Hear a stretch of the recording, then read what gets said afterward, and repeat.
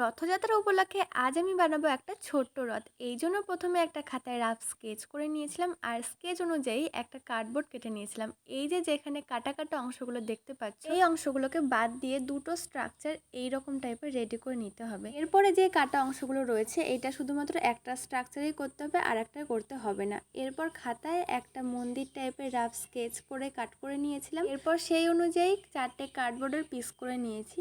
এইখানে আমি প্রথমে ভেবেছিলাম যে মন্দিরে 4টে খুঁটি থাকবে, বাট আমি সেটা জোড়া লাগাতে পারছিলাম না, তাই লাস্টে অনেক কষ্ট করে 3টে খুঁটির একটা ব্যবস্থা করেছি।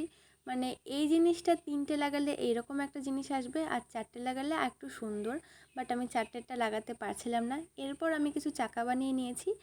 একটা রথে আমি দুটো করে এরকম কার্ডবোর্ডের চাকা একসঙ্গে লাগিয়ে নেব। এরপর রথে যা যা পার্ট আমি রেডি করেছিলাম সেইগুলোকে একটা সাদা কালার পেপার দিয়ে মুড়ে দিয়েছি। এখন আমরা রথের চাকাগুলোকে লাগাবো, আর এই জন্য ইউজ করেছি যে কোনো সরু কাঠি এবং মাস্কিং টেপ। সব কয়টা চাকা লাগানোর পর রথের নিচের স্ট্রাকচারটা রেডি হয়ে গেছে। এরপর যে কোনো একটা উঁচু জিনিস নিয়ে নিতে হবে, আর তার উপরে যে আর একটা স্ট্রাকচার বানিয়েছিলাম সেটাকে লাগিয়ে দেবো। রথের চূড়াটাকে অ্যাডজাস্ট করার জন্য এখানে আমি 3টে পেন্সিল ইউজ করেছি, আর পেন্সিলগুলোকে নিচের দিকে শার্প করে এখানে ঢুকিয়ে দিয়ে আঠা দিয়ে দিলে এটাকে লেগে যায়। এখন এটাকে কালার করার পালা। তো কালারের জন্য আমরা ইউজ করছি রেড কালার, আর রেড কালারটাকে আমি কিছু কিছু পার্টে দিয়েছি আর কিছু কিছু পার্টে সাদাই রেখেছিলাম।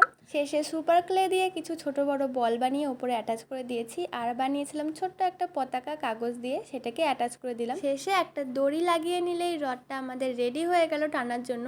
আর রথে জগন্নাথ বসাচ্ছি। এই জগন্নাথটা আমরা রথের মেলা থেকেই নিয়েছিলাম। তো এই রথ বানানোর ভিডিওটাকে তোমরা 10-এ কত দেবে কমেন্ট করে জানিও। বাই।